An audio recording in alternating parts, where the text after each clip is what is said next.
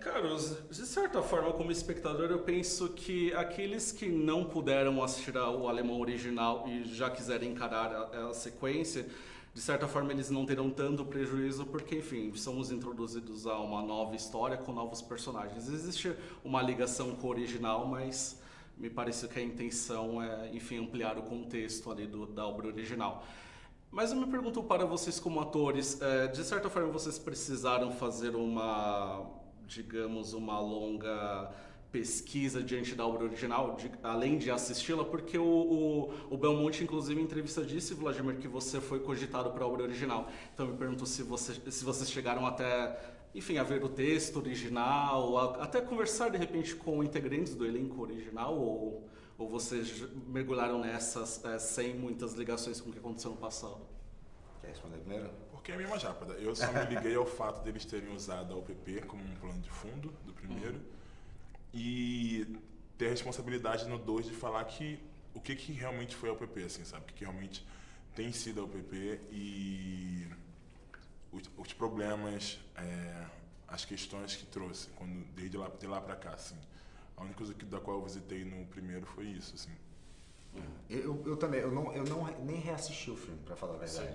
Eu tinha a memória do entendimento do primeiro, mas eu não reassisti, porque eu entendi que ele se distancia. Ele amadurece, inclusive, a abordagem sobre a temática, mais plural, digamos assim. Aquele era um filme mais fechado, um filme mais não sei como é que a gente pode chamar, um filme mais de claustrofóbico, exato.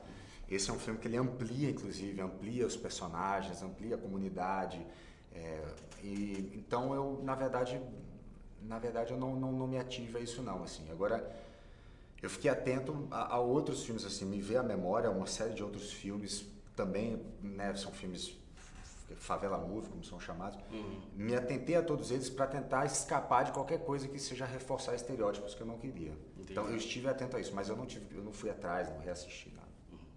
Eu quero perguntar agora para vocês em relação à preparação, porque de certa forma é um filme que exige fisicalidade, até porque as cenas de ação aqui é quase como um balé orquestrado, como a sequência inicial, né, que é um plano sem cortes.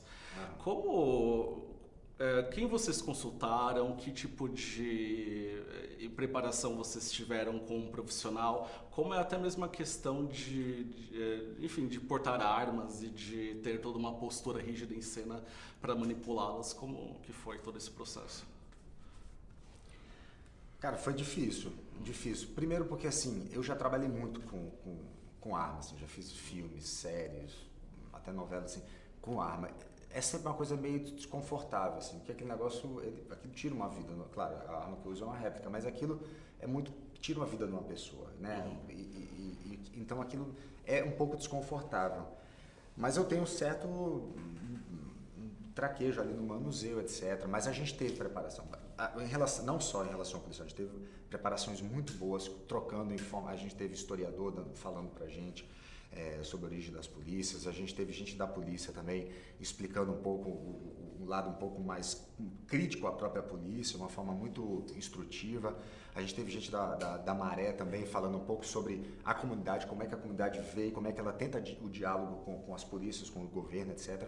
Tudo muito, muito bacana. E teve treinamento mais específico em relação à polícia, da Polícia Civil, mostrando como é que eles agem, quais são detalhes no procedimento,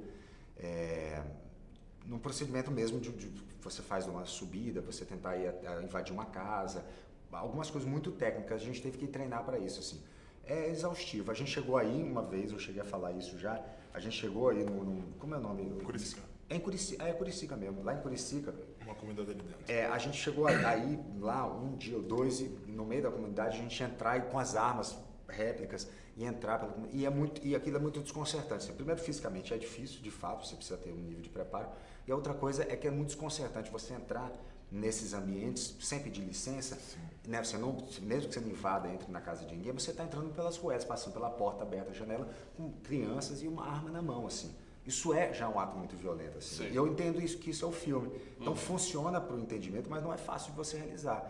Por quê? Fazendo um paralelo, você não faz isso aqui em São Paulo, em Higienópolis, no Leblon, nos Jardins. Você não leva uma trupe de atores, bota réplicas de fuzis na mão e anda pelas ruas apontando para dentro das casas como treinamento. Isso já revela um pouco assim de como é espinhoso que a gente está contando e a desigualdade como ela é presente. Você lembra de uma situação que teve? Porque eu sou de comunidade, então eu posso fazer isso, essa é loucura, gente, só para poder instigar eles a sentir de verdade.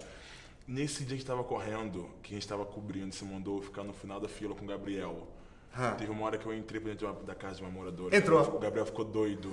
O Gabriel falou assim, assim que virou, você foi truco. Eu me lembro que depois a gente filmou ali com o carro. Foi uma loucura. Foi uma doideira. Cara. E a gente explicava. E tipo assim, mas era louco porque foi pra gente sentir como era a sensação, tipo, de estar invadindo Mas ela ficou tranquila. Ela falou assim, não, tudo bem, é só um filme, eu tô ensaiando. Eu me lembro da gente andando assim com arma, aí de repente andando, aí passava e de repente virava e tinha umas crianças, a gente falou, é brincadeira. Aí a gente desmontava, é brincadeira, a gente tá aqui, é um filme, a gente tá só treinando, não sei o que, a criança tipo, tá bom. Mas a gente ficava tipo nervoso, tipo assim, é um ato violento, assim. Existe uma normalização por parte deles, porque são vítimas desse tipo de... Mas assim, a gente não pode normalizar, não é papel do filme nem nosso. Com isso eu até me veio à mente como esse filme também trata muito sobre essa questão justamente às vezes até mesmo daquelas casas, daquela comunidade como um templo sagrado, porque sempre tem essa coisa de, vocês não estão autorizados a entrar aqui, como é no caso da personagem da Zezé Mota, né? Fala, vocês não podem entrar aqui, principalmente armados, né? Me ocorreu agora isso. Eu quero continuar com essa questão da fisicalidade com você, Vladimir, porque eu sinto que nessa fase atual da sua carreira, ou talvez dos últimos 10 anos, o ator, de certa forma, o trabalho dele também é muito físico, mas eu sinto que, de certa forma, nos seus projetos mais recentes, isso tem ganhado uma ênfase maior no sentido de Um Homem Só você teve ali numa premissa envolvendo o clone, você está numa novela em que tem a questão da troca de corpos. Eu ia mencionar também o Bingo, né, que era um palhaço. Você tem percebido esse movimento, de repente, inconsciente na sua carreira de uma priorização de papéis que exige muito da sua fisicalidade como ator? Assim, eu acho que eu tenho isso. E eu gosto de usar isso. Antes de fazer televisão, eu tinha 10 anos de teatro já, onde você, obrigatoriamente, né, você que inclusive ensina teatro, o corpo tem que estar vivo e presente, assim. Então, eu acho que eu, de alguma forma, trago isso do teatro, assim. E, em alguma medida, quando eu passei a fazer personagens, assim, na televisão, às vezes não muito realistas, eu conseguia também marcar um pouco mais, né, uma presença física menos realista. A partir daí, eu acho que, porque eu me lembro de diretor me chamar para trabalhos mais cedo, falou, você tem uma coisa corporal, não sei o quê.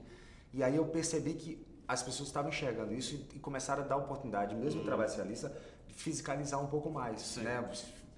E aí eu acho que eu me beneficio um pouco disso, assim, de alguma forma, desse olhar com que um pouco do que eu propus, mas também da forma como as pessoas viram e toparam, assim, porque de fato isso acontece. Assim. Esse filme tem uma particularidade que é um filme muito físico, meu personagem toma um tiro e ele anda depois meio claudicante, e eu tinha feito uma cirurgia no pé, e aí eu tava sem conseguir correr direito, né? A gente teve aquele primeiro plano de sequência ali, que a gente ia correr, a gente já falou disso.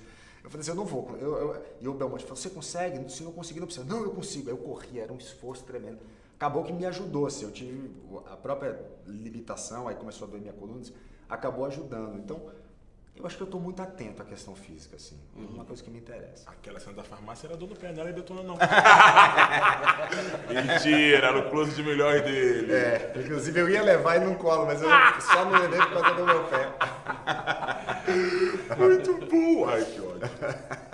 Giga, eu quero finalizar a entrevista contigo, também com uma pergunta que de certa forma faz aí uma pequena retrospectiva da sua carreira, que o seu papel em Praça Paris é algo que me marca muito, e se eu não estou enganado foi talvez um dos seus primeiros momentos, ou o primeiro momento no cinema. Como você reavalia esse momento que você trabalhou com esse filme da Luciana Murá para agora em que, enfim, você está investindo cada vez mais no cinema e com o seu nome também no cartaz? Uma vitória, né? Uma trajetória linda. Quer dizer, Eu acho que é uma grande vitória, assim, é uma aposta porque Praça Paris foi um filme muito carinhoso, foi o primeiro projeto no audiovisual e era uma equipe majoritariamente feminina e eu senti que esse lugar, assim, né, de estar numa produção feminina me permitiu conhecer o audiovisual num lugar mais sensível, assim, entender ele, me enxergar dentro dele para depois ir para esse campo de batalha e, tipo assim, priorizando esse primeiro contato que eu tive lá atrás com ela. Foi um filme que foi também um divisor de águas, foi para iniciar esse projeto em apostar no audiovisual. Foi um filme de primeiros, assim, foi o primeiro filme que eu fui indicado no Festival do Rio, foi o primeiro filme que me levou para fora do país com meu trabalho. E chegar no Alemão 2, assim, vindo dessa trajetória, eu acho que é só uma confirmação de trabalho, de entrega, de ideias, sabe, que se reafirmam de lá até aqui, de encontros. Acho que é uma grande vitória. Senhores, obrigado pela entrevista, sucesso aí com o lançamento de Alemão 2. Ainda estamos num momento um pouco conturbado, né, em relação à sala de cinema, mas desejo todo o sucesso aí do mundo. Obrigado. Obrigado, valeu.